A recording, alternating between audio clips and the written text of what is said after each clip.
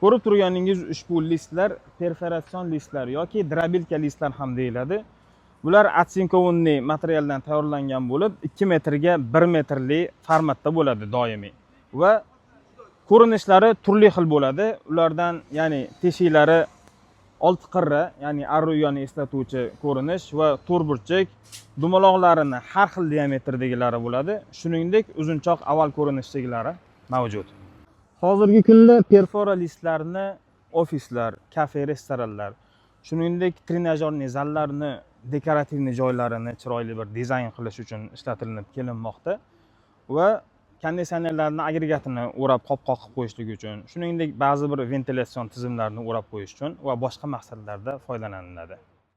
Drobilka yoki perfora listlarni bizga nima maqsadda, qayerga o'rnatishingizni bayon qiling. Biz sizga baholi qudrat tavsiyalarimizni va dizaynlarini, ko'rinishini sizga ko'rsatib o'tamiz. Agarki shulardan bir nimalarnidir yasash kerak bo'lsa yoki bo'lmasam mahsulotlarni o'zi kerak bo'ladigan bo'lsa, raqamlarimiz ekranlarda, xizmatlarni tugal qilib berishga harakat qilamiz. Xudxud setka savdo.